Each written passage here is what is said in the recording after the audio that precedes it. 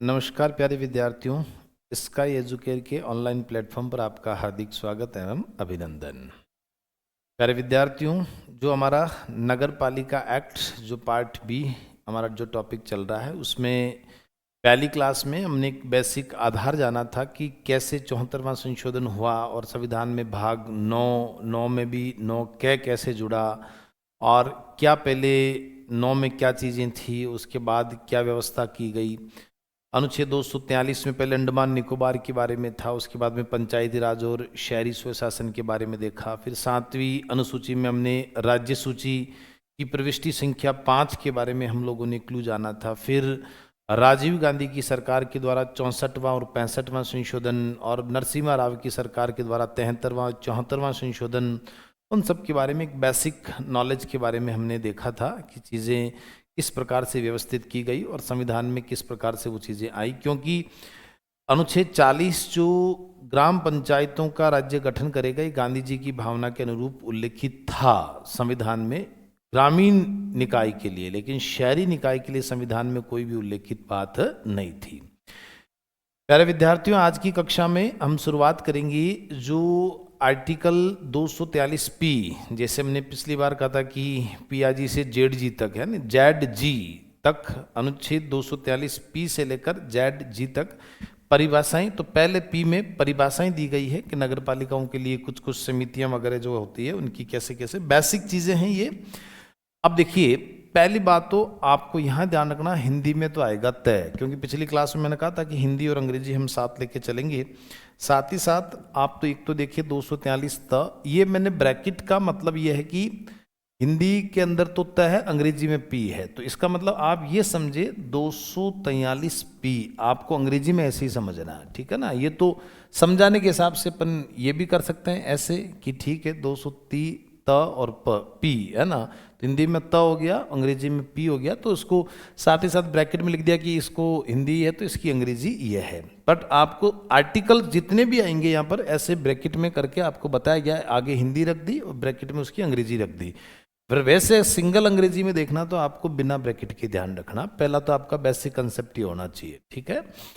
अब देखिए, अभी हमने थोड़ी देर पहले पढ़ा संविधान का भाग कौन सा है, 9 में भी कौन सा है, क है ना। इसको अभी अंग्रेजी में ऐसे लिख सकते हैं अपन, 9 है नहीं ए, ठीक है, ये हो सकता है। अब देखिए अनुच्छेद 243 है, उसमें जो परिभाषाएं दी गई है कि कैसे शहरी निकाय में कैसे कैसे शहर बनेंगे, शहर में जो निकाय बनेंगे कैसे समितियां बनेगी, उनके बारे में बेसिक चीजें दी गई है। तो जैसे पहला, जैसे 243 त में भी ABCD करके ऐसे स्मॉल ABCD है, जैसे इस ABCD को ऐसे भी वहां किया जा सकता है 1 2 3 है ना, ऐसे भी किया जा सकता है। तो 1 2 3 को स्मॉल ABCD के अंदर लिखा जाता है। ये सबसे पहले इंडेक्स होता है पॉलिटी के अंदर लिखने का, कि आपका इंडेक्स कैसे बनता है। देखिए प्यारे विद्यार्थियों, मैं आपको जानकारी के लिए बता दूं, आजकल जो सवाल आते हैं ना वो बहुत बेसिक कंसेप्ट से उठकर आते हैं। इसमें फैक्ट से ज़्यादा मूल कंसेप्ट जो है ना वो आपको आना बेहतरीन चीज़ है। पॉलिटी की पहली कक्षाओं के अंदर यही चीज़ें सीखनी चाहिए हमें, उसके बाद उस विषय की धीरे धीरे हमारी समझ आगे बढ़ती रहती है। तो ये जो नंबरिंग भी कर सकते हैं अपन 1 2 3, नंबरिंग को ऐसे स्मॉल ABCD के अंदर भी लिखा। अब आप मुझसे ये सवाल नहीं कर सकते हैं कि अभी तो साहब ABCD आप कैपिटल बता रहे हो, ये देखो ये नंबरिंग वाली ABCD है, ठीक है ना, ये अनुच्छेद है, ये अनुच्छेद है, ये नंबरिंग की ABCD है, तो इसको ऐसे लिखा जा सकता है। तो देखिए पहले 243 ध यानी S, मैं ये लिख सकता हूं 243 S, ठीक है ना। इसके अधीन गठित कुछ समितियां, तो वार्ड के अंदर कुछ समितियां बनाई जाती है। ये संबंधित राज्य का राज्य विधानमंडल है, कानून बनाकर राज्य सरकार को अधिकार दे सकता है कि आप कुछ समितियां बन दो जो शहरों के विकास के लिए क्या कर सकती है, काम करेगी। तो कुछ समितियों के गठन के बारे में बताया गया है। उसके अलावा जिले लेवल पर जैसे कैसे व्यवस्था होनी चाहिए, एक जो जिला है वो कैसे बंटना चाहिए। जैसे ग्रामीण स्तर पर तो क्या हो गया, ग्राम पंचायत, जो रूरल एरिया हो गया पंचायती राज, और शहरों में शहरी निकाय हो गया। तो डिस्ट्रिक्ट लेवल पर कैसे विकास किया जाना, तो उसके लिए व्यवस्था की गई है। तो ऐसे परिभाषा दी गई है किसी राज्य का एक जिला, जिले की क्या दी है परिभाषा, जिला किसे कहते हैं, एक राज्य किस में बटा हुआ होता है, जिले में बटा हुआ होता है। ऐसे शब्दों की परिभाषाएं हैं बस, ठीक है ना। तो राज्य किस में बढ़ता है, देखो ये राज्य किस में बढ़ता है, जिले में बढ़ता है। फिर जैसे महानगर क्षेत्र, जिस शहर की जनसंख्या 10 लाख से ज़्यादा, बहुत बेसिक नॉलेज है, जिस शहर की जनसंख्या 10 लाख या उससे अधिक जनसंख्या वाला जो क्षेत्र है वो क्या कहलाता है, महानगर कहलाता है। जैसे हमारे राजस्थान में हम देखें जयपुर, जयपुर हमारा क्या है, महानगर है। तो उसी प्रकार से जो मेट्रोपॉलिटन शहर, जैसे मेट्रो कहाँ चलती है, जो महानगर होता है मेट्रोपॉलिटन शहर होती है, भाई जनसंख्या ज़्यादा होती है तो ट्रैफिक ज़्यादा होता तो वहीं पर मेट्रो रेल चलती है, ये शहरी व्यवस्था है। तो महानगर 10 लाख या उससे अधिक जनसंख्या वाला जो क्षेत्र है उसे क्या कहा जाएगा, महानगर। एक शहर की आबादी इतनी ज़्यादा होती है, एक अथवा अधिक जिले उसमें समाविष्ट होते हैं। कोई जरूरी नहीं है कि उस महानगर में एक जिला ही होना चाहिए। कई बार क्या होता है कि उस महानगर का क्राइटेरिया इतना बड़ा होता है कि उस महानगर को भी 2 जिलों में बांट दिया जाता है ना। जैसे पिछली जो हमारी जो सरकार थी, अशोक गहलोत की सरकार, उन्होंने जयपुर शहर और जयपुर ग्रामीण 2 अलग अलग जिले बना दिए थे, ठीक है ना। कई बार सरकार शहर के अंदर उस महानगर में 2 जिले बना देते हैं, है ना। जैसे उत्तर और दक्षिण 2 जिले बना दिए, तो ऐसे बनाए जा सकते हैं। तो कोई जरूरी नहीं कि उसमें एक ही जिला होगा, आबादी के अनुसार डिस्ट्रिक्ट बनाया जाता है। तो एक व अधिक जिले इसमें क्या है, समाविष्ट हैं। और किसी को महानगर घोषित करना राज्यपाल का काम है, मोस्ट इंपॉर्टेंट है ना। महानगर क्षेत्र अगर किसी एरिया को घोषित करना तो वो राज्यपाल करेगा, राज्यपाल ही इसकी नोटिफिकेशन जारी करेगा यानी अधिसूचना जारी करेगा। किसी शहर की जनसंख्या 10 लाख या उससे अगर अधिक है तो उस शहर को मेट्रोपॉलिटन सिटी यानी महानगर क्षेत्र जो घोषित किया जाएगा वो राज्य का राज्यपाल अधिसूचना जारी करके करेगा, नोटिफिकेशन जारी करके करेगा, ठीक है। चलिए आगे देखिए, नगर पालिका क्षेत्र। नगर पालिका क्षेत्र किसे कहा जाता है, देखिए शब्दों के अर्थ है, ठीक है ना। किसे नगर पालिका क्षेत्र कहा जाता है, ठीक है ना। जनसंख्या क्या होती है, पंचायत क्या होती है, शब्दों के आपको अर्थ जानने, बेसिक चीजें हैं।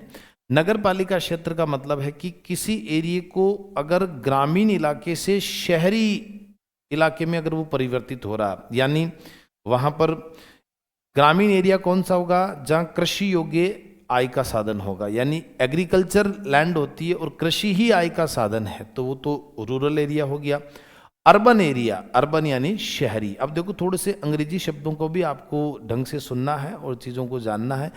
अर्बन का मतलब ये हो गया कि शहरी, यानी जो गांव से शहर की तरफ तब्दील हो रहा है, और संक्रमण यानी इसमें कृषि आय के साथ साथ अन्य प्रकार की आय भी वहां पर लोगों को हो रही है। जैसे औद्योगिक आधार पर अन्य प्रकार के वहां पर इंस्ट्रूमेंट्स लग जाते हैं, औद्योगिक इकाइयां लग जाती है, जहां पर कृषि एग्रीकल्चर के अलावा अन्य प्रकार की वहां पर लोगों की आय का सोर्सेज अगर बन जाता है तो वो शहरी क्षेत्र घोषित हो जाता है और उसमें नगर पालिका क्षेत्र घोषित हो जाएगा। अब नगर पालिका क्षेत्र जैसे ग्रामीण से नगर पालिका, अब राजस्थान में अभी पिछली जो हमारी क्लास थी उसमें हमने कहा कि नगर पालिका भी 3 प्रकार की, कानून नगर पालिका है उसमें 3, फिर 20,000 से 1 लाख तक नगर पालिका बोर्ड बनेगी यानी नगर पालिका पंचायत, उसके अलावा 1 लाख से 5 लाख तक नगर परिषद बनेगी और 5 लाख से अधिक होते ही नगर निगम बनेगा। तो नगर पालिका क्षेत्र जो है वो राज्यपाल उसको भी, तो किसी ग्रामीण, जैसे मान लीजिए कोई ग्राम पंचायत है या 2 बड़ी ग्राम पंचायतें हैं, अब वो जो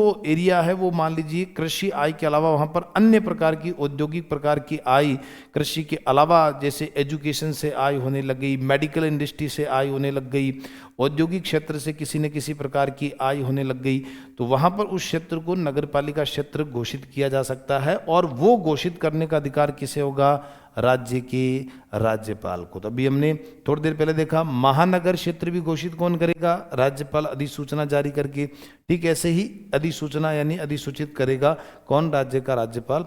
नगर पालिका का प्रादेशिक क्षेत्र, प्रादेशिक यानी जिस स्टेट के अंदर, जैसे हर स्टेट का, जैसे राजस्थान, गुजरात, पंजाब, बिहार, उत्तर प्रदेश, उस प्रादेशिक क्षेत्र में उसको नगर पालिका क्षेत्र क्या कर देगा, घोषित कर देगा। ठीक है।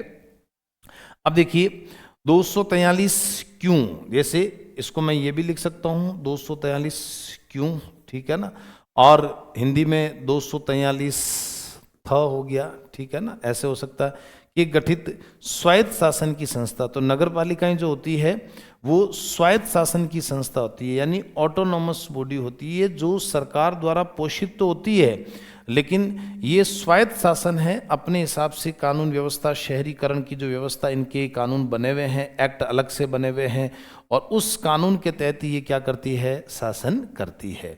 तो जो घोषित करने का अधिकार तो है यहाँ पर राज्यपाल को हमने देखा, लेकिन घोषित करेगा तो वो उन चीज़ का जो गठन होगा, घोषित करते हुए उस नगर पालिका का गठन होगा, वो कौन से आर्टिकल के तहत होगा, 243 क्यों के तहत उसका क्या होगा, गठन होगा। तो राज्यपाल घोषित करेगा, घोषित करने का मतलब है उस क्षेत्र में नगर पालिका का गठन करना, और गठन कौन से आर्टिकल के तहत होता है, 243 क्यों के तहत इसका क्या होता है, गठन होता है। पंचायत, जैसे पंचायती राज में आता है कि 243 ख यानी बी, इसको यूं लिख सकते हैं 243 बी जो है, तो ये पंचायत यानी जो रूरल एरिया है उसको पंचायत कहा जाता है। हालांकि ये अपने सिलेबस में नहीं है, लेकिन हमने परिभाषा के आधार पर आपको बताया है। और जनसंख्या के अंतिम, ये पंचायत बनेगी चाहे नगर पालिका बनेगी, ये किस आधार पर बनेगी, जनसंख्या के अंतिम आंकड़े, जो लेटेस्ट जनसंख्या जो होती है उसके जो अंतिम आंकड़े आते हैं उसी के आधार पर। जैसे अभी 2026 में जनगणना होगी और 27 में ये रफ्तार पकड़ेगी, उसके बाद जो भी 27 तक जनसंख्या पूरी कंप्लीट कर ली जाएगी, उसके बाद में जो उसके अंतिम आंकड़े आएंगे उसके बाद में फिर हमारी जो सरकार है वो इसका सर्वे करवा के और राज्यपाल के माध्यम से नगरपालिका क्षेत्र और भी घोषित कर सकती है। वर्तमान में जो भी जनसंख्या उसमें और एडिटिंग की जा सकती है। तो ये देख लीजिए, अंतिम आंकड़े जनसंख्या के होंगे, उसके आधार पर ये चीज़ें लागू की जा सकती है। अब देखिए, हम जो अर्बन जो डेवलपमेंट के बारे में, शहरी विकास के बारे में जो बात कर रहे थे, उसमें नगर पालिकाओं का गठन अभी हमने बात कर ही ली, यानी 243 था, यानी मैं इसको यूं लिख सकता हूं क्यों, ठीक है ना। ये हमने ब्रैकेट में लिखा था कि थे का अंग्रेजी जो वर्जन है वो क्यों है, ठीक है ना। नगर पालिकाओं का क्या है बताओ, गठन है। नगर पालिकाओं का क्या है, गठन है। कैसे होता है, 3 आधार पर होता है। राजस्थान की बात करते हैं हम, राजस्थान की 3 आधार पर होता है। सबसे पहले संक्रमणकालीन क्षेत्र। संक्रमणकालीन का मतलब होता है जो गांव से शहर की तरफ तब्दील हो रहा है, उस एरिया को क्या कहते हैं, संक्रमणकालीन कहते हैं। गांव से शहर का मतलब क्या हो गया कि जैसे मैंने अभी कहा ना कि कृषि योग्य आय हो गई, वो रूरल एरिया हो गया, ग्रामीण। कृषि योग्य आय के अलावा अगर उस क्षेत्र के लोगों को अन्य प्रकार की अगर आय हो रही है तो इसका मतलब संक्रमण हो रहा है, मतलब वो लोग एग्रीकल्चर के, कृषि के अलावा और अन्य प्रकार की औद्योगिक इकाइयां आसपास लग जाती है और वहां पर वो अगर आय के सोर्सेज उनके चालू हो जाते हैं तो वो अब गांव नहीं रहा, वो किस में बदल गया, शहर में बदलने जा रहा है। तो इसको संक्रमणकालीन क्षेत्र यानी नगर पंचायत, राजस्थान में नगर पालिका बोर्ड उसको कहा जाता। तो 3 प्रकार से। अब देखिए, आप पिछले वीडियो में भी मैंने बताया था, पिछली क्लास में, कि आप ये कंफ्यूज न हो कि नगर पालिका, कानून का नाम क्या है, नगर पालिका है। कानून का नाम ही क्या है, नगर पालिका। अब ये नगर पालिका 3 भाग में बंट रही है। किस में बंट रही है, 3 में बंट रही है। मैं शॉर्ट में लिख देता हूं। एक तो नगर पालिका बोर्ड, ठीक है ना, दूसरा नगर परिषद और तीसरा नगर निगम, ठीक है ना। तो परिषद, बोर्ड और निगम। अब इसका मतलब क्या है कि यहां पर 20,000 के में लिखता हूं से 1 लाख तक तो बनेगी नगर पालिका बोर्ड बनेगा, ठीक है ना। उसके अलावा 1 लाख से 5 लाख तक क्या बनेगा, नगर परिषद, और 5 लाख से अधिक जनसंख्या होने पर क्या बनेगा, नगर निगम बनेगा, ठीक है। तो देखो, अब जो नगर पालिका बोर्ड है ये तो गांव से शहर हो रहा, तो इसको संक्रमणकालीन कहा जाता है, इसको संक्रमणकालीन कहा जाता है, ठीक है। और जो नगर परिषद है उसको लघुतर निकाय कहा जाता है, लघुतर यानी छोटा निकाय। और ये नगर निगम है, इसको कहा जाता है वृहत्तर निकाय। तो पहले इन शब्दों को जानना है। वृहत्तर निकाय कौन सा हो गया, नगर निगम, और लघुतर निकाय कौन सा हो गया, नगर परिषद, राजस्थान की बात कर रहे हैं। और संक्रमणकालीन कौन सा हो गया, नगर पालिका बोर्ड। तो जिस वैकेंसी के लिए हम पढ़ रहे हैं वो नगर पालिका बोर्ड के लिए हम पढ़ रहे हैं कि सबसे छोटा, ये भी 3 श्रेणी की हो गई, इसमें द्वितीय, तृतीय और चतुर्थ श्रेणी की यहाँ पर ये मानी जाती है। जो नगर पालिका जो बोर्ड होता है वो 3 कैटेगरी की यहाँ पर हो जाती है, यानी दूसरी श्रेणी, तीसरी श्रेणी और चतुर्थ श्रेणी। पहले ये चतुर्थ रहती है, फिर इसका प्रमोशन होता है, फिर प्रमोशन होता है, फिर ये नगर परिषद में क्या हो जाती है, तब्दील। कई बार सरकारें तृतीय श्रेणी से सीधी उठाकर क्या बना देती है, नगर परिषद बना देती है। तो ये ध्यान रहे कि जो यहाँ पर सबसे छोटी होती है वो जहाँ जिस ईओआरओ की पोस्ट के लिए हम पढ़ाई कर रहे हैं वो नगरपालिका बोर्ड के अंदर, सबसे पहले नगरपालिका बोर्ड, फिर यहाँ से ये संक्रमण, यहाँ से फिर ये लघुतर नगर परिषद, और फिर यहाँ से वृहत्तर में क्या हो गया, नगर निगम। तो देखिए वृहत्तरीय नगरीय क्षेत्र में नगर निगम, और लघुतर में देखो ये लघुतर में नगर पालिका परिषद। अब राजस्थान में इसको क्या कहते हैं, देखो वहां तो लिखा हुआ नगर पालिका परिषद, क्योंकि कानून का नाम ही क्या है, नगर पालिका। राजस्थान में इसका नाम क्या कर दिया, नगर परिषद। और संक्रमण नगर पंचायत, मतलब वहां कॉन्स्टिट्यूशन में तो नगर पंचायत है, लेकिन राजस्थान में इसका नाम क्या है, नगर पालिका बोर्ड। तो कॉन्स्टिट्यूशन में ध्यान रखना नगर पंचायत लिखा हुआ है, और राजस्थान नगर पालिका एक्ट में नाम है नगर पालिका बोर्ड। वहां कॉन्स्टिट्यूशन में नगर पालिका परिषद लिखा हुआ, राजस्थान में नगर परिषद। और यहाँ पर वहां पर भी नगर निगम है, यहाँ पर भी जिले उच्च वृत्तर स्तर पर क्या लिखा हुआ है, नगर निगम लिखा हुआ है।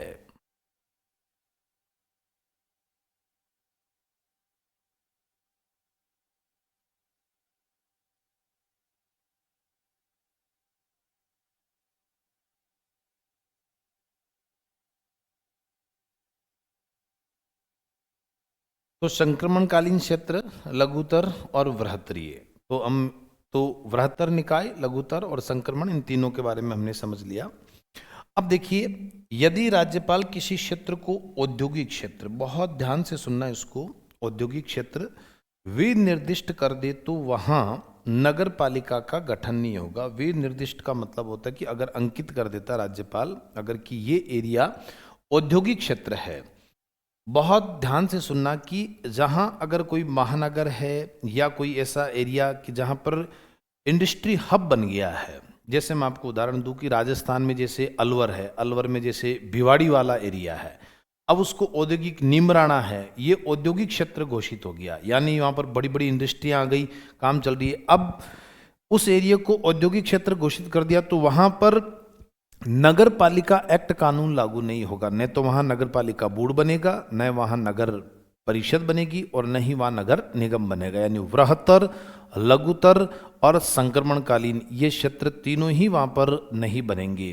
तो आप पूछेंगे फिर वहां क्या बनेंगे, वो औद्योगिक क्षेत्र के आधार पर वहां पर अलग से ही उस एरिया के विकास के लिए कानून बनाए जाएंगे, और उसको एरिया को औद्योगिक क्षेत्र घोषित करना कार्य किसका है, राज्य के राज्यपाल का। तो राज्य का राज्यपाल जहां एरिया को औद्योगिक क्षेत्र घोषित कर देगा वहां पर नगर पालिका एक्ट कानून लागू नहीं होगा। जैसे राजस्थान में अलवर में भिवाड़ी, नीमराणा, ये सब औद्योगिक क्षेत्र है, वहां पर ये शहरी निकाय की व्यवस्था लागू नहीं होगी। औद्योगिक क्षेत्र घोषित करने का काम किसका, राज्य के राज्यपाल का। साफ लिखा हुआ, वहां नगर पालिका का गठन नहीं होगा। ठीक है ना, हमने ग्राफिक्स के माध्यम से भी ये समझाया। देखिए ये औद्योगिक क्षेत्र, ये कुछ मशीनरी लगी हुई है, यहाँ से धुआं निकला है, इंडस्ट्री एरिया है, यहाँ क्रॉस लगा दिया कि भाई इस एरिया को औद्योगिक क्षेत्र घोषित करते ही यहाँ नगर पालिका कानून का गठन नहीं होगा। नेक्स्ट देखिएगा, अब देखिए किस आधार पर इनको राज्यपाल अधिसूचित करके भाई किसी एरिया को लघुतर, संक्रमणकालीन या वृहत्तर जो घोषित किया जाता नगर पालिका बोर्ड, नगर निगम, नगर परिषद, तो पहली बात तो करेगा कौन, राज्य का राज्यपाल। अधिसूचना यानी अधिसूचित यानी नोटिफिकेशन कौन जारी करेगा, राज्य का राज्यपाल। पर किसी एरिया को संक्रमण काल से शहरी निकाय में घोषित करने के पीछे आधार क्या क्या होते हैं, क्षेत्र गठन के आधार है ना, किस आधार पर। सबसे पहला होता है जनसंख्या, कि वहां की जनसंख्या मैं बता ही चुका हूं, जनसंख्या के आधार पर 20,000 से 1 लाख तक नगर पालिका बोर्ड बनेगा, और 1 लाख से 5 लाख तक बनेगा नगर परिषद बनेगा, और 5 लाख से अधिक अगर है तो वहाँ क्या बनेगा, नगर निगम बनेगा। ठीक है, ये 3 चीजें, बोर्ड, पालिका और नगर निगम। तो जनसंख्या का एक तो आधार रहेगा जिससे शहरी क्षेत्र घोषित किया जा सकता है। दूसरा जनघनत्व, ठीक है ना, जनघनत्व देखो हमने ग्राफिक से बताया कितनी पब्लिक नजदीक नजदीक नजदीक नजदीक रह रही है, यानी 1 किलोमीटर में अभी गाँव के अंदर ये देखा जाए तो एक खेत के अंदर एक व्यक्ति रहता है ना, अपने खेतों में घर बना रखे हैं, है ना। जैसे शेखावाटी का जो एरिया है, ज़्यादातर लोग यहाँ खेतों में रहते हैं। तो एक खेत है 10 बीघा का, उसमें एक व्यक्ति का एक ही घर रहता है। और अगर यहाँ देखा जाए शहर में देखो तो 10 बीघा जमीन के अंदर हजारों की संख्या में पब्लिक रहती है। तो भले ही एरिया छोटा है, एरिया क्या है छोटा, लेकिन जनघनत्व पब्लिक क्या है ज्यादा। देखो एरिया छोटा है लेकिन पब्लिक बहुत ज्यादा है, यानी जनघनत्व भी वहां देखा जाएगा जनसंख्या के साथ साथ। क्योंकि जितनी ज्यादा पब्लिक रहेगी वहां गंदगी होगी, तो साफ सफाई की क्या पड़ेगी, आवश्यकता पड़ेगी। उनको सुविधाओं की आवश्यकता पड़ेगी, उनके लाइट, उनके सड़क, साफ सफाई, नाली, पानी, ये सब बेसिक जो उनकी सुविधाएं होती है उनको वहां पर आवश्यकता करनी पड़ेगी। इसलिए शहरी क्षेत्र वहां पर घोषित करना ही पड़ेगा। स्थानीय प्रशासन के लिए उत्पन्न राजस्व, यानी जो वहाँ का जो एडमिनिस्ट्रेशन जो व्यवस्था है उसके लिए राजस्व के आय के साधन बन जाते हैं। जैसे अगर शहरी क्षेत्र घोषित कर देते हैं तो साफ सफाई के लिए आपको नगर पालिका मान लीजिए बोर्ड का गठन कर दिया, तो वहाँ पर साफ सफाई कराने के लिए टेम्पो लगाना पड़ेगा, ठीक है ना, कर्मचारी लगाने पड़ेंगे, टेम्पो में कचरा कलेक्ट करने की व्यवस्था वहाँ पर करनी पड़ेगी। तो उसके लिए भी उसके राजस्व के लिए वहाँ पर व्यवस्था है। जैसे घरों से 100-100 रुपये का शुल्क लगा दिया, पब्लिक रहती है, कचरा करती है, गंदगी करती है, हर घर से 100 रुपये का शुल्क लगा दिया कि भाई आपको ये चार्ज देना पड़ेगा साफ सफाई के लिए। तो स्थानीय प्रशासन के लिए राजस्व के लिए उत्पन्न व्यवस्था हो जाती है कि हाँ रेवेन्यू वहां से कलेक्ट किया जा सकता है। कृषि से भिन्न नियोजन की प्रतिशतता, अभी मैं पिछली क्लास में भी आपको बता चुका हूं कि कृषि से भिन्न, जहां कृषि से आय होती है वो तो होता रूरल, यानी पंचायती राज के अंतर्गत आएगा। कृषि के अलावा अगर अन्य प्रकार की आय होती है तो कृषि से, तो उसको शहरी क्षेत्र घोषित करके वहां पर नगर पालिका कानून लागू करके वहां पर संक्रमणकालीन व्यवस्था करके वहां पर नगर पालिका बोर्ड की स्थापना की जा सकती है। जैसे औद्योगिक क्षेत्र, जैसे कोई एरिया औद्योगिक क्षेत्र घोषित हो जाता है वो अलग मैटर हो गया, लेकिन हाँ छोटी मोटी इंडस्ट्री आ जाती है, छोटा मोटा व्यवसाय का काम वहां पर चालू हो जाता है। जैसे कोई गोटा उद्योग लग गया, पत्तल उद्योग लग गया, ठीक है ना, टेंट का वहाँ पर मान लीजिए सामान बन रहा, कोई स्पेसिफिक चीज़ें वहाँ पर छोटे मोटे सामान बनते हैं, लोग रोजगार के लिए वहाँ पर कुछ काम करते हैं जिससे सामान बाहर बिकने के लिए जा रहा है, तो आय का एक सोर्सेज क्या हो गया, प्रारंभ हो गया। परिवहन के माध्यम से वहाँ पर ट्रेन जो है, रेलवे है, उसकी व्यवस्था वहाँ पर हो गई, है ना, बस स्टॉप की वहाँ पर व्यवस्था हो गई, तो वहाँ पर परिवहन के माध्यम से लोग वहाँ पर काम करने के लिए आते हैं। मार्बल कोई मंडी हो गई तो माल फैक्ट्रियाँ लग गई तो उससे पत्थर वगैरह कटते हैं तो उसकी एक व्यवस्था हो गई।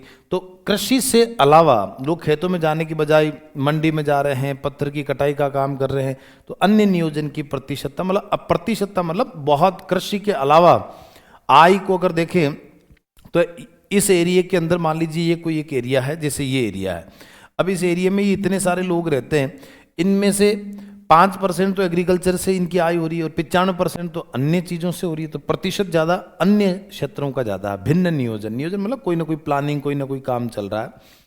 आर्थिक महत्व अथवा अन्य बातें राज्यपाल ठीक समझे। आर्थिक महत्व का मतलब कि अगर नगर पालिका बोर्ड अगर वहाँ बनता भी है तो उस कंडीशन में उनके आर्थिक रूप से उनकी इनकम सोर्स क्या होगा, उनका महत्व क्या होगा, है ना। और उसी के साथ साथ अन्य अगर राज्यपाल को कुछ बात ठीक लगे कि इस के माध्यम से वह रेवेन्यू कलेक्ट किया जा सकता है और इसको शहरी निकाय बनाया जाना चाहिए। राज्य नई पद्धति अपनाने के लिए संवैधानिक रूप से बाध्य है। अगर कोई और संविधान में संशोधन करके और कोई नई पद्धति अगर ऐड कर दी जाती कि ये भी अगर आधार होंगे तो राज्य को वो चीज़ माननी पड़ेगी और उसी आधार पर उसको नगर पालिका बोर्ड घोषित किया जाएगा। बाध्य है जो भी संविधान में संशोधन करके और अगर कोई एडिटिंग कर दी जाती है तो। अब देखिए अगला 243 द, है ना, जैसे मैं इसको ऐसे लिख सकता हूं 243 द और ये हो गया 243 आर, ठीक है, हिंदी में द और अंग्रेजी में आर। इसकी संरचना यानी स्ट्रक्चर, है ना, कैसे हैं, देखिए इसका स्ट्रक्चर क्या है। भाग एक यानी पार्ट, वैसे भाग एक नहीं है, आप ये ध्यान रहे, ऐसे वैसे भाग एक नहीं है, अपने इसको जो डिजाइन किया उसका पार्ट 1 ये चल रहा है। अब देखिए प्रादेशिक निर्वाचन क्षेत्र यानी वार्ड, यानी सबसे पहले कि जैसे एक एरिया है, जैसे ये यहाँ से जो मेंबर चुनकर आएंगे उनको प्रादेशिक निर्वाचन का मतलब है कि जो हमारे परिसीमन आयोग द्वारा जो वार्डों की जो संख्या डिसाइड की है, जो एरिया डिसाइड किया है, तो वो तो हो गया क्षेत्र, वहाँ से इलेक्शन होगा प्रादेशिक, यानी इस स्टेट के अंदर हमारे जो क्राइटेरिया डिसाइड किया तो प्रादेशिक निर्वाचन क्षेत्र यानी वार्ड, और यहाँ से मेंबर चुनकर आएंगे उनको निर्वाचित सदस्य कहा जाएगा। और उनका चुनाव कैसे होगा? प्रत्यक्ष यानी उनका चुनाव कौन करेगी? जनता। यानी एक नगरपालिका क्षेत्र है, वहां पर उस नगरपालिका में जितने भी मेंबर चुनकर आएंगे उनका चुनाव जनता द्वारा प्रत्यक्ष किया जाएगा। नगरपालिका है, बोर्ड है, तो नगरपालिका बोर्ड के वार्ड मेंबर, अगर नगर परिषद है तो उसके पार्षद हो गए, नगर निगम है तो उसके पार्षद हो गए। ठीक है, तो इसलिए ध्यान रहे कि वहां पर जनता द्वारा प्रत्यक्ष क्या होगा बताओ? निर्वाचन होगा डायरेक्ट, और प्रत्यक्ष को यहां पर बोला जाएगा अपरोक्ष। क्या बोला जाएगा? अपरोक्ष। तो थोड़ा सा संवैधानिक शब्दावली को भी ध्यान में आपको रखना है कि जो वार्ड मेंबर होंगे वो क्षेत्र के आधार पर वो क्राइटेरिया वहां पर बांट दिया जाएगा कितने वार्ड होंगे, और उसी के साथ साथ निर्वाचित सदस्य जो इलेक्टेड जो मेंबर्स हैं तो बाध्यकारी प्रावधान यानी पब्लिक द्वारा ही चुने जाएंगे। ये बाध्यकारी क्या है? नियम है, स्टेट इसको चेंज नहीं कर सकता, विधानसभा कानून बनाकर ये चेंज नहीं कर सकती कि साहब बाध्यकारी को हटाकर हम प्रत्यक्ष की जगह अप्रत्यक्ष कर दें, ऐसा नहीं हो सकता। नगर पालिका के सभी स्थान सीटें वार्डों से प्रत्यक्ष निर्वाचन द्वारा भरे जाएंगी। तो सभी जो वार्ड की जो सीटें हैं वो प्रत्यक्ष निर्वाचन द्वारा भरे जाएंगे नगर पालिका के। ये लिखा हुआ 243 द। तो नगर पालिका में जो भी वार्ड बनेंगे उस वार्ड मेंबर डायरेक्ट चुने जाएंगे। राजस्थान में वार्ड सदस्य और दूसरा नाम क्या है? पार्षद का निर्वाचन अनिवार्यतः प्रत्यक्ष होगा। राजस्थान में जो विधानसभा ने जो कानून बनाया वो साफ लिखा कि अनिवार्यतः इसका चुनाव कैसे होगा? प्रत्यक्ष होगा, जो जनता द्वारा चुने जाएंगे। अब इन संस्थाओं में एक होता है अध्यक्ष, एक होता है उपाध्यक्ष। उनका चुनाव जैसे अध्यक्ष का चुनाव कैसे होगा ये संबंधित राज्य का राज्य विधानमंडल निर्धारित करेगा। 74वें संशोधन में ये क्राइटेरिया डिसाइड नहीं किया। वार्ड मेंबर डायरेक्ट होने चाहिए, प्रत्यक्ष होने चाहिए, उसके लिए तो कॉन्स्टिट्यूशन में व्यवस्था की गई। लेकिन इन संस्थाओं का जो अध्यक्ष होता है, जैसे नगर निगम में महापौर हो गया, नगर परिषद में सभापति हो गया, नगर पालिका बोर्ड में भी सभापति हो गया, यानी इसको नगर पालिका बोर्ड में अध्यक्ष भी कहते हैं। ये कैसे चुने जाएंगे, अध्यक्ष कैसे चुनेंगे, इस संबंध में संबंधित राज्य का राज्य विधानमंडल तय करेगा। तो जैसे अशोक गहलोत की जो पिछली बार सरकार थी उस दौरान उन्होंने यही कहा था कि शहरी जो निकाय है इनके जो अध्यक्ष हैं उनका जनता द्वारा डायरेक्ट चुनाव होगा। फिर वसुंधरा राजे सरकार आई, उन्होंने वापस उसको हटाकर इनडायरेक्ट कर दिया कि पहले वार्ड मेंबर चुने जाएंगे और इन वार्ड मेंबर यानी पार्षदों में से ही उस संस्था का अध्यक्ष चुना जाएगा, तो वह अप्रत्यक्ष हो गया। तो विधानमंडल द्वारा यह निर्धारित किया जाएगा अध्यक्ष का, बाकी मेंबर्स जो है उनका तो प्रत्यक्ष निर्वाचन ही किया जाएगा। तो देख लीजिए इसको, राज्य विधानमंडल विधि द्वारा, राज्य का विधानमंडल विधि द्वारा प्रतिनिधित्व का उपबंध कर सकेगा। उपबंध यानी व्यवस्था कर सकेगा। ये कुछ शब्दावली है जो आपको चीजों को जानना है, यानी नियम बना सकेगा प्रतिनिधित्व के लिए। उपबंध यानी नियम बना सकेगा, कुछ व्यवस्था कर सकेगा। नगर पालिका प्रशासन, अब देखिए संरचना के अंदर भी चल रहे हैं, वो पार्ट 1 पढ़ा, उसका संरचना का ही पार्ट 2 पढ़ लेते हैं। जैसे लीडरशिप प्रतिनिधित्व कैसे होगा, रिप्रेजेंटेशन। तो देखिए नगर पालिका प्रशासन का विशेष ज्ञान रखने वाले व्यक्ति, अब देखिए इसके कुछ पदेन सदस्य होंगे। प्रतिनिधित्व, अब कैसे प्रतिनिधित्व नगर पालिका में होएगा भाई, जैसे नगर पालिका में कोई मेंबर बन रहा है उसके लिए क्या व्यवस्था करनी चाहिए, तो एक तो जनता द्वारा चुने जाने चाहिए। अब उसके अलावा कुछ पदेन मेंबर भी वहां पर होते हैं। पदेन का मतलब होता है कि वो किसी और पद पर हैं और फिर इस संस्था के मेंबर बन रहे हैं। एक होते हैं मनोनीत सदस्य, डायरेक्ट राज्य सरकार द्वारा नॉमिनेटेड किए जाते हैं। तो नगर पालिका का अगर कोई विशेष ज्ञान रखते हैं तो ऐसे व्यक्तियों के लिए मनोनयन का व्यवस्था की जाती है। नॉमिनेटेड यानी वहां पर नाम निर्देशित शब्द लिखा हुआ है। इसके अलावा जो वो नगर पालिका जो व्यवस्था है, चाहे नगर निगम, नगर परिषद, नगर पालिका, अगर उस एरिया का जो विधानसभा का सदस्य है, MLA, member of legislative assembly, और लोकसभा का कोई सदस्य है जो उस क्षेत्र का प्रतिनिधित्व कर रहा है। आप यूं समझिए कि जैसे मैं अजमेर, जैसे मान लीजिए मैं किसी एक ऐसे तहसील, एक विधानसभा क्षेत्र का विधायक हूं, ग्रामीण एरिया मान लो, है ना, मेरा जो विधानसभा क्षेत्र है वो ग्रामीण एरिया है, लेकिन जहां उसका नाम है, जैसे मान लो नाम है पर्वतसर, ठीक है ना, और वहां पर एक नगर पालिका बनी हुई है, पर मेरा एरिया जो है वो ग्रामीण भी है और शहर का भी है। तो जैसे आप यूं समझो इसको कि ये कोई विधानसभा क्षेत्र है, ये कोई एक विधानसभा क्षेत्र है, विधानसभा क्षेत्र है, ठीक है। अब इसके अंतर्गत ये जो एरिया है बीच में, ठीक है ना, यहां पर बनी हुई है नगर पालिका बोर्ड, नगर पालिका पंचायत या नगर पालिका बोर्ड, ठीक है। और ये है ग्रामीण एरिया, रूरल, यहां बनी हुई है पंचायत समिति। ग्राम पंचायतों के ऊपर क्या होती है? पंचायत समिति। और मैं मान लीजिए ये पूरा विधानसभा क्षेत्र है, मैं यहाँ का विधायक हूँ, विधानसभा का मेंबर हूँ, तो ये शहर भी आ रहा बीच में और ग्रामीण भी आ रहा, ये पूरी जनसंख्या इस गोल घेरे में जो है वो मुझे वोट करती है, ये ध्यान रखना आप। अब मेरा प्रश्न यह है कि मेरा विधानसभा का इतना सा जो क्षेत्र है वो शहरी में आता है, इतना बड़ा क्षेत्र वो ग्रामीण में आता है, तो जितना मेरा एरिया शहरी क्षेत्र में आता है, मैं उस नगरपालिका बोर्ड का भी क्या कहलाऊंगा? पदेन सदस्य कहलाऊंगा। और जहां मेरा ग्रामीण एरिया है, जहां पर पंचायत समिति है, वहां का भी मैं क्या कहलाऊंगा? पदेन सदस्य। बैठक में बोलने का अधिकार है, भाग लेने का अधिकार है, मत देने का भी अधिकार है। हालांकि नगरपालिका बोर्ड में जैसे सभापति का वोटिंग होती है, तो वहां उपसभापति की वोटिंग होती है, वहां मुझे वोट करने का अधिकार नहीं होगा और उनको हटाने के लिए मुझे अधिकार नहीं होगा। बाकी कोई भी योजनाएं हैं, विकास के लिए कार्य, वहां वोट देने का क्या रहेगा? अधिकार। मान लो ये मेरा विधानसभा क्षेत्र है, इतना सा कोई एरिया फिर किसी शहर का है, और यहाँ मान लीजिए नगरपालिका बनी हुई है, मेरे विधानसभा क्षेत्र में आता, एक नगरपालिका का एरिया यहाँ पर आ गया, तो मैं इस नगरपालिका का भी क्या कहलाऊंगा? पदेन सदस्य कहलाऊंगा। तो ये ध्यान रखना। अच्छा, साथ ही साथ मान लो कि ये कोई एक एरिया है और ये लोकसभा क्षेत्र है। कौन सा क्षेत्र है? लोकसभा क्षेत्र है।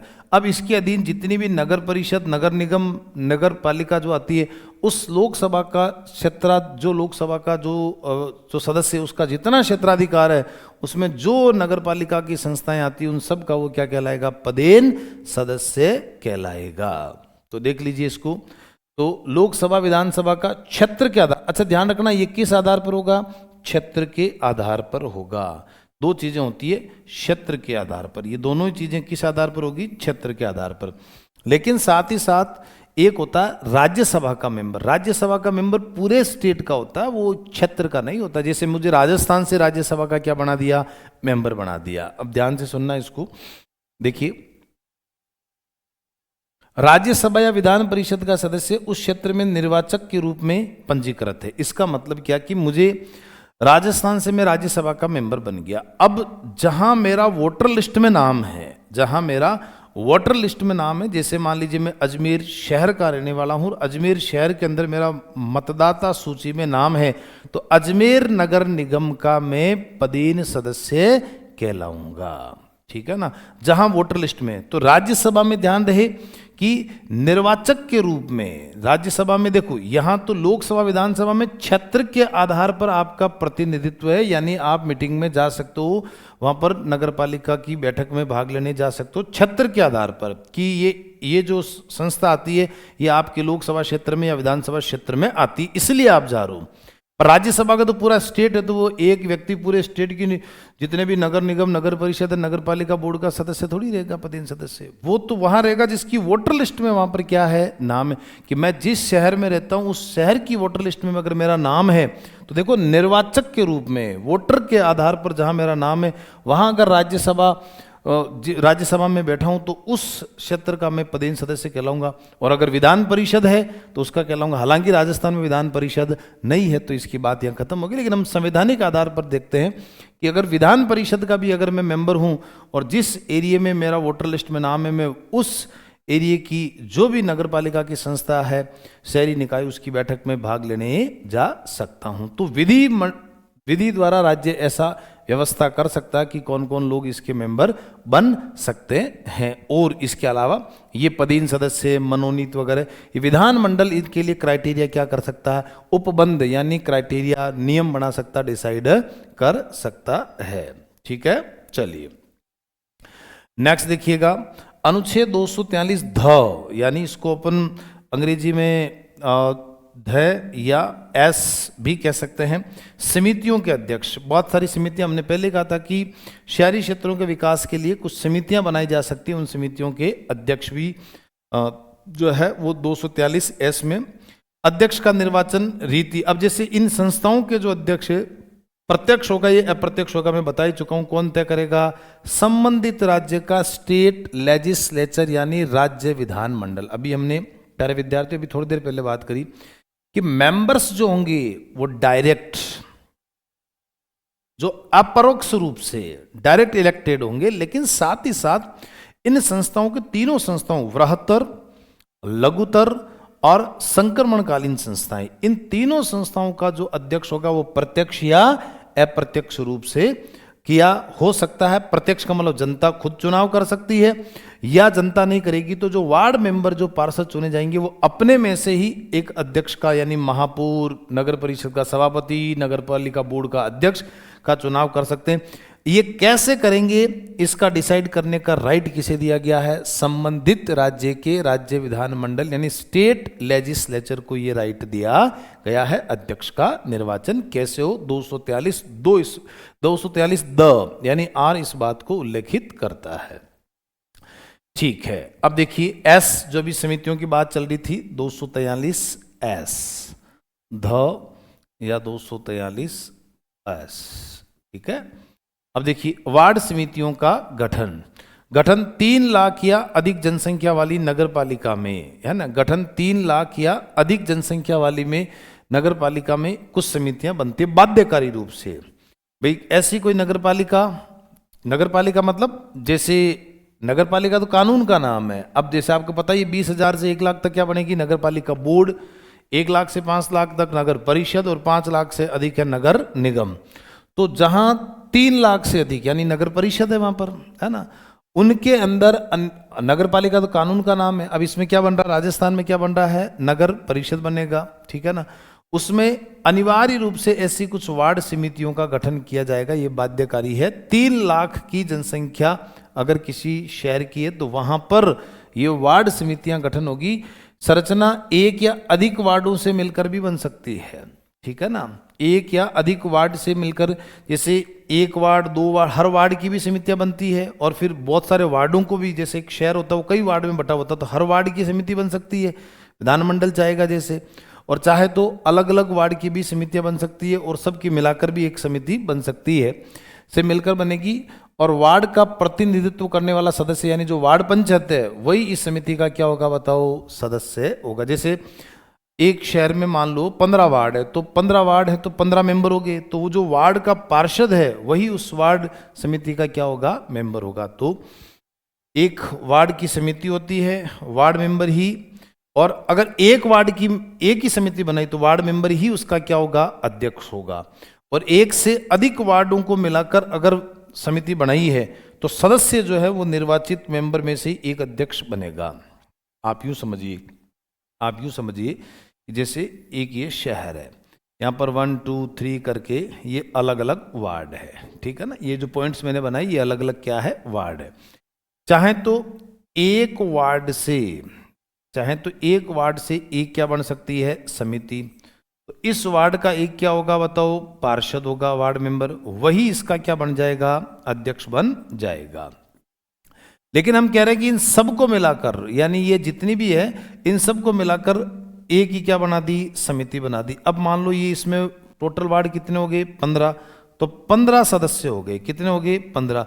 अब 15 में से इस समिति का अध्यक्ष कौन बनेगा, ये 15 आपस में से क्या कर लेंगे, तय करेंगे, वही वोटिंग करा दी जाएगी, तो वही उसका क्या बनेगा, अध्यक्ष बनेगा। तो देखिए अध्यक्ष यदि एक से अधिक वार्ड हैं तो सदस्य जितने भी, जैसे मान लो 15-20 हैं, उनमें से निर्वाचित सदस्य एक मेंबर, जो वार्ड मेंबर होगा वही उसका क्या बन जाएगा, अध्यक्ष बन जाएगा। ये जो शहर के विकास के लिए राय देती है उस बोर्ड को, नगर पालिका बोर्ड, परिषद, नगर निगम है, कि शहर का विकास कैसे कराया जाना चाहिए। तो वार्ड समितियां होती है 243 ध यानी 243 एस के तहत होती है।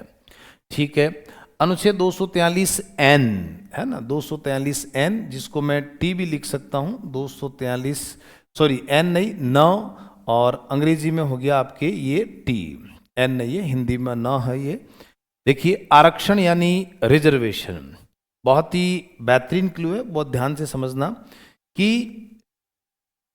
पंचायती राज में और शहरी निकाय, इन दोनों में रिजर्वेशन कैसे कैसे दिया गया। एससी और एसटी दोनों में, मैं सिमिलर बताता जाता हूं, दोनों में ही साफ बोला गया कि एससी व एसटी को रिजर्वेशन उनकी जनसंख्या के अनुपात में दिया जाएगा। अब जनसंख्या का निर्धारण कौन करेगा, संबंधित राज्य का राज्य विधान मंडल जनसंख्या का क्या करेगा, निर्धारण करेगा। महिलाओं को 1/3 1/3 अनिवार्य रूप से रिजर्वेशन होगा, और 1/3 से अगर ज्यादा देना है तो संबंधित राज्य का राज्य विधान मंडल दे सकता है, लेकिन 1/3 से कम नहीं कर सकता, अधिक कर सकता है। और साथ ही साथ बाकी ओबीसी, अदर बैकवर्ड जो कास्ट है, उनको रिजर्वेशन देना है या नहीं देना है, यह संबंधित राज्य का राज्य विधान मंडल क्या करेगा, तय करेगा।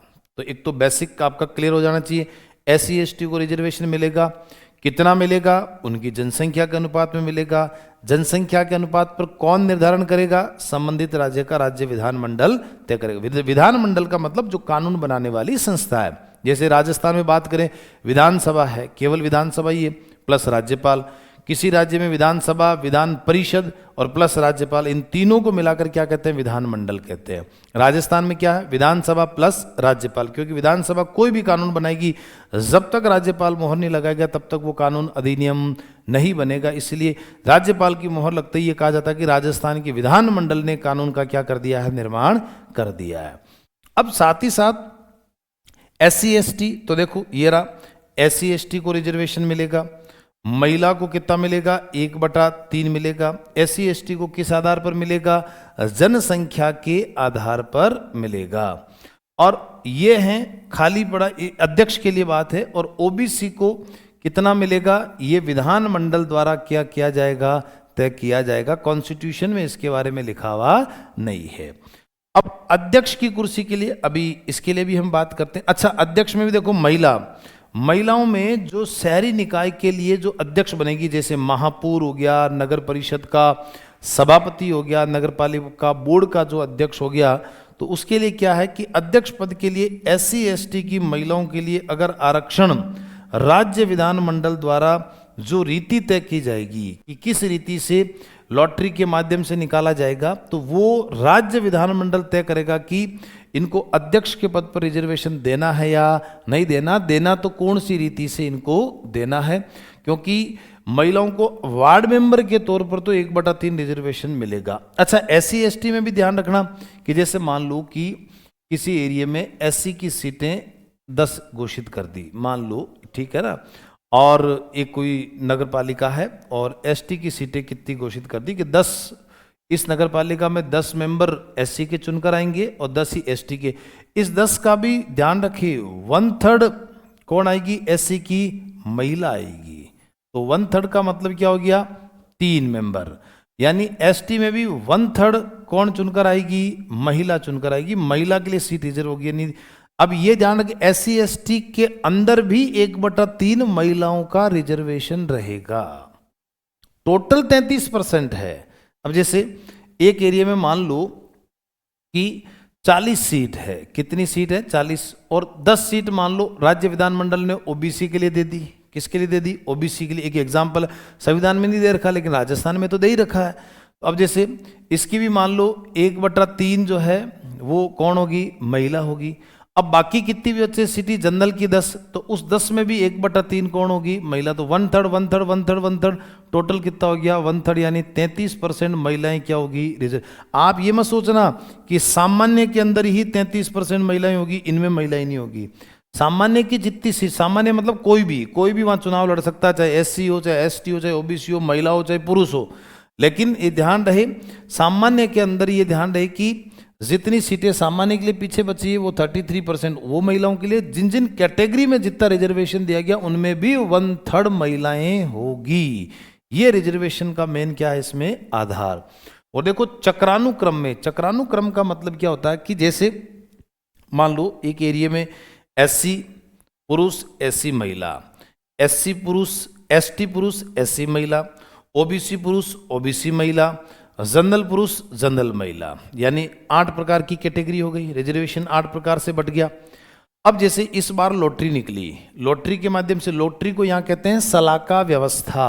क्या कहते हैं, सलाका व्यवस्था। अब सलाका व्यवस्था से क्या करा इन्होंने कि एक व्यवस्था निकाली इन्होंने, लॉटरी निकाली, ठीक है ना।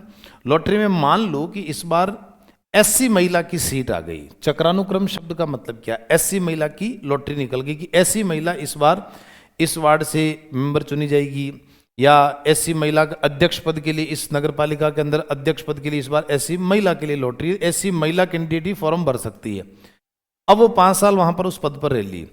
अगली बार जब लॉटरी खुलेगी तो एससी महिला की पर्ची नहीं डालेंगे उसमें, एससी महिला को बाहर कर दिया जाएगा, ठीक है ना। अब वहां जो बाकी जो मेंबर बचे हुए हैं उनके लिए है ना, कि जैसे एससी पुरुष, एसटी एससी महिला, ओबीसी महिला पुरुष, और एसटी महिला पुरुष, और एसटी के अंदर महिला और पुरुष दोनों, और जनरल में महिला और पुरुष दोनों। यानी मेरा कहने का मतलब है कि जिस बार जिस कैटेगरी का एक बार नंबर आ गया, दोबारा जब लॉटरी निकाली जाएगी तब उसमें उनका नाम वापस नहीं आएगा, फिर उसको पर्ची को बाहर कर देंगे। मान लो अगली बार एसटी की महिला का नंबर आ गया, तो एसटी की महिला 5 साल रह ली, तो अगली बार न तो एससी न एसटी महिला, महिलाओं को दोनों को बाहर कर दिया। अब वो पुरुषों की पर्ची डलेगी वहां पर, एससी पुरुष और एसटी पुरुष, ओबीसी महिला पुरुष है ये। मान लो अगली बार ओबीसी महिला का नंबर आ गया, तो एससी एसटी ओबीसी तीनों महिला क्या हो गई, बाहर। अब तीनों ही कैटेगरी में कौन रह गए, पुरुष पुरुष रह गए, जनरल में महिला और पुरुष दोनों रह गए। फिर उन 4 की, क्योंकि अगर एक बात बताइए कि अगर जिसका नंबर आ चुका है और दोबारा किस्मत से उसी की लॉटरी वापस खुल गई तो बाकी तो बेचारों का नंबर ही नहीं आएगा। तो ये चक्रानुक्रम में है कि एक बार जिसका नंबर आ गया वो रोटेशन वैसे ही घूमता जाएगा। हाँ, जनरल की सीट आ गई, जनरल पुरुष आ गया, तो उसमें फिर कोई भी भर सकता, चाहे एससी एसटी ओबीसी महिला पुरुष, वो सबके लिए ओपन होता। वो सीट का मतलब ही है सबके लिए ओपन। लेकिन जहां जिस कैटेगरी का एक बार नंबर आ गया दोबारा फिर उसकी पर्ची नहीं निकाली जाएगी। इसी को ही क्या बोला जाएगा, चक्रानुक्रम बोला जाएगा। एससी के अंदर मैंने कह दिया कि जितनी सीट, जैसे 10 है 10 का भी 1/3 महिला, एसटी में भी 10 है 10 का भी 1/3 महिला, हर जगह 1/3 महिलाओं को रिजर्वेशन दिया जाएगा। तो ये आरक्षण का हमने क्लू बहुत समझा, बहुत बारीकी से ध्यान से इसको रखना कि वहां तो 243D में, पंचायती राज के लिए 243D में, और नगर पालिकाओं के लिए 243N यानी T में है। देखो कुल आरक्षित स्थानों में से कम जितनी टोटल सीटें आरक्षित है उनका कम से कम 1/3 स्थान महिलाओं के लिए। प्रत्यक्ष निर्वाचन के कुल स्थानों में जो डायरेक्ट जनता द्वारा चुने जाएंगे वार्ड मेंबर, प्रत्यक्ष निर्वाचन के कुल स्थानों में से कम 1/3 1/3 इसमें महिलाएं होगी, एससी और एसटी की महिलाएं क्या होगी, शामिल। तो देखो जैसे प्रत्यक्ष निर्वाचन के लिए हमने कहा देखो एससी की 10 सीटें हैं, एसटी की कितनी सीटें हैं, 10 सीटें, इनमें से 1/3 देखो ये 1/3 यानी 3 कौन आएगी चुनकर, महिलाएं आएगी। और अध्यक्ष पद के लिए हमने देख लिया महिलाओं के लिए आरक्षण, राज्य विधानमंडल अध्यक्ष के पद पर महिलाओं को रिजर्वेशन देना कि नहीं देना, ये राज्य विधानमंडल विधि द्वारा एक नीति तय करके व्यवस्था करेगा। समय सीमा, ये बड़ी महत्वपूर्ण बात है 334। देखो 334 क्या है, देखो अनुच्छेद 330 भारतीय संविधान का अनुच्छेद 330 ये कहता है एससी व एसटी को लोकसभा में आरक्षण, लोकसभा में क्या मिलेगा, आरक्षण मिलेगा। फिर अनुच्छेद 331 331 क्या कहता है, एंग्लो इंडियन, हालांकि एंग्लो इंडियन जो है उसके प्रभाव को निष्प्रभावी समाप्त नहीं किया, निष्प्रभावी यानी रोक दिया गया। तो 2 एंग्लो इंडियन को लोकसभा में राष्ट्रपति मनोनीत कर सकता था, लेकिन 104वां संविधान संशोधन 2019 के द्वारा इसे निष्प्रभावी कर दिया। इसके साथ साथ ही अनुच्छेद 332 जो है वो ये कहता है कि एससी और एसटी को विधानसभा में, एससी व एसटी को विधानसभा में आरक्षण मिलेगा, ठीक है। और फिर 333 आर्टिकल 333 ये कहता है कि एंग्लो जो इंडियन होगा, एंग्लो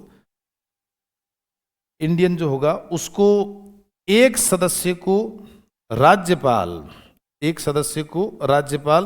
विधानसभा में मनोनीत कर सकता था, लेकिन 104वां संशोधन 2019 के द्वारा इसे भी निष्प्रभावी कर दिया। अब प्यारे विद्यार्थियों, मैंने 4 आर्टिकल आपके सामने यहाँ पर रखे हैं। इनका क्या मतलब है कि ये 4 प्रकार का रिजर्वेशन, देखो ये राजनीतिक आरक्षण है। ये कौन सा आरक्षण है? राजनीतिक क्या है? आरक्षण है, ठीक है। अब ये कौन सा आरक्षण है? हमारा राजनीतिक आरक्षण है। अब इसका क्या मतलब है राजनीतिक आरक्षण का, कि एक तो शैक्षिक जो आप सरकारी नौकरियों में काम लेते हैं, और राजनीतिक आरक्षण का मतलब जो राजनीतिक संस्थाएं हमारे जो है, इंस्टीट्यूशंस जो हैं, उनके अंदर इस प्रकार का रिजर्वेशन अनुच्छेद 330 के तहत राज्यसभा में कोई आरक्षण नहीं है, विधान परिषद में कोई आरक्षण नहीं है, लोकसभा की जो कुल सीटें हैं उनमें से एससी एसटी को आरक्षण दिया गया। तो वर्तमान में एससी के लिए जो सीटें रिजर्व है, हमारी एससी के लिए जो सीटें रिजर्व है,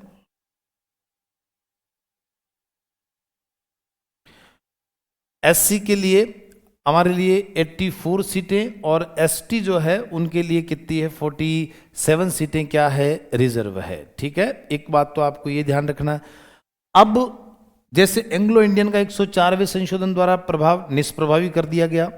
332 के तहत विधानसभा में एससी एसटी आरक्षण, तो राजस्थान की विधानसभा में देखा एससी को है 34 सीटें और एसटी की सीटें रिजर्व कितनी है? 25 सीटें हैं। एक एंग्लो इंडियन को राज्यपाल विधानसभा के अंदर भी क्या कर सकता है? मनोनीत कर सकता है, ठीक है।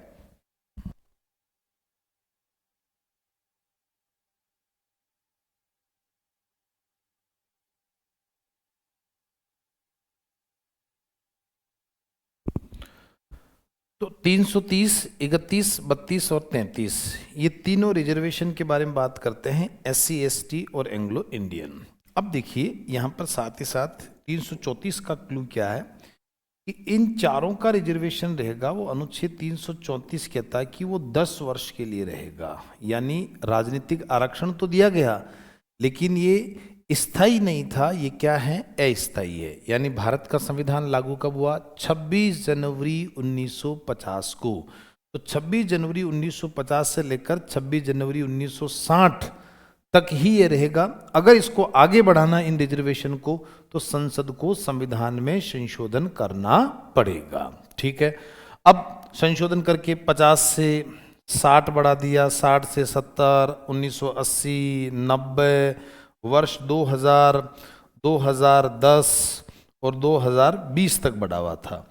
अब जैसे ही 2020 में 26 जनवरी 2020 आने लगी, उससे पहले ही 104वां संविधान संशोधन 2019 में दिसंबर के महीने में कर दिया गया, ताकि 26 जनवरी 2020 से पहले हो जाए। और उसमें ये व्यवस्था कर दी गई कि एससी एसटी का तो रिजर्वेशन बढ़ जाएगा आगामी 2030 तक, लेकिन एंग्लो इंडियन के आरक्षण के लिए उन्होंने कुछ भी नहीं कहा। तो 334 का मतलब मैं आपको ये समझाना चाहता हूं कि जो 334 ये कहता कि 10 वर्ष के लिए एससी एसटी का आरक्षण बढ़ेगा, ठीक ऐसे ही जो नगर पालिका में भी जो रिजर्वेशन दिया गया है ये भी स्थायी नहीं है। ये भी जब जब संविधान में संशोधन होता है तो अनुच्छेद 243 डी, 243 क्या कहता है? डी। जब जब होता है तो इसमें क्या है? 243 डी। और जैसे आपका ये हो गया 243 टी, है ना। इनका आरक्षण भी कितने वर्ष के लिए बढ़ाया जाता है? 10 वर्ष के लिए बढ़ाया जाता है। कौन से आर्टिकल के तहत बढ़ाया जाता है?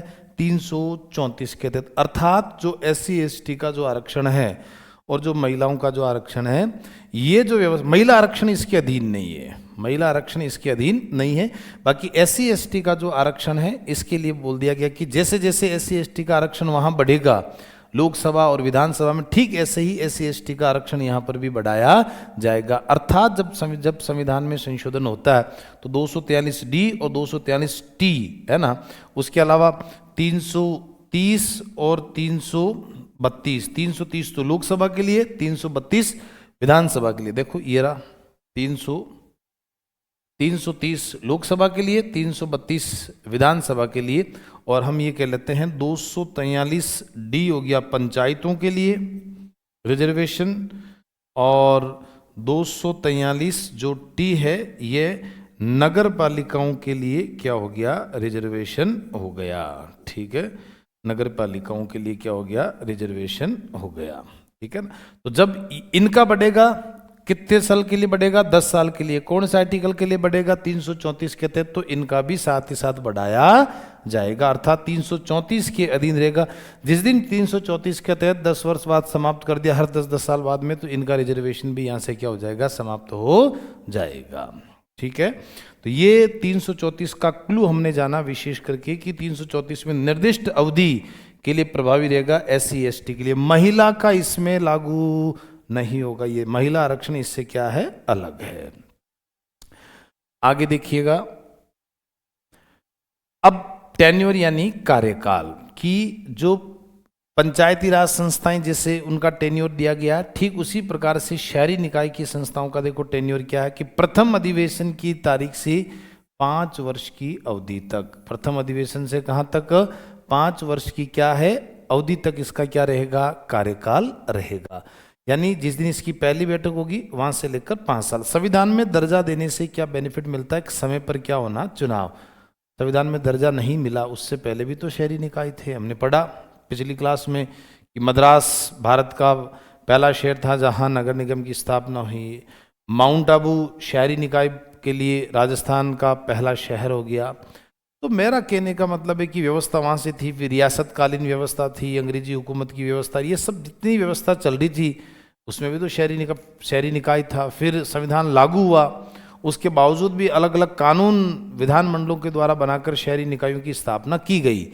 लेकिन प्रथम अधिवेशन से 5 वर्ष का मतलब यहाँ पर यह कि संविधान में दर्जा नहीं होने के कारण वो लोग समय पर चुनाव ही नहीं कराते। कोई 10 साल के बाद करा रहा है, कोई करा रहा तो नहीं करा रहा है, कभी 4 साल बाद ही चुनाव करा दिया, कभी 3 साल बाद ही करा दिया, कभी 10 साल भी नहीं कराया, व्यवस्था नहीं थी। तो संविधान में दर्जा देने से तो ये बेनिफिट हो गया।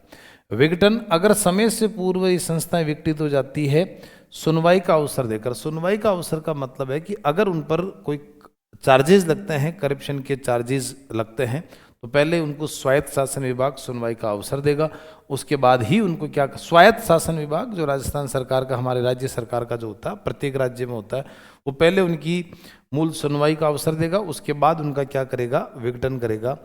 पुनः निर्वाचन, यानी 5 साल पहले अगर विघटन हो जाता है तो 6 माह के भीतर भीतर चुनाव कराना क्या है, आवश्यक है। 6 माह के भीतर, मान लीजिए 2 साल बाद में उस संस्था का विघटन हो गया, अब सारे कार्यकाल कितना बचा, 3 साल, तो 6 महीने के भीतर भीतर उसका चुनाव आवश्यक है। जैसे ही ये ध्यान रहे कि 4.5 साल का कार्यकाल बचा है, अब लास्ट अवधि 6 महीने की बची है, तो उसमें वापस उपचुनाव नहीं होगा। परंतु ध्यान रहे कि मैंने अभी कहा कि 2 साल में वो संस्था विघटित हो गई, तो उस संस्था का जो शेष कार्यकाल जो बचा हुआ है, जैसे मान लो 5 साल का कार्यकाल है, 2 साल के लिए काम किया, अब बचा हुआ कितना है, 3 साल का बचा हुआ है। तो अब जो नई संस्था आएगी जो उपचुनाव में, वो शेष कार्यकाल के लिए आएगी, पूरे 5 वर्ष के लिए नहीं आएगी, ये विशेष करके ध्यान रखना।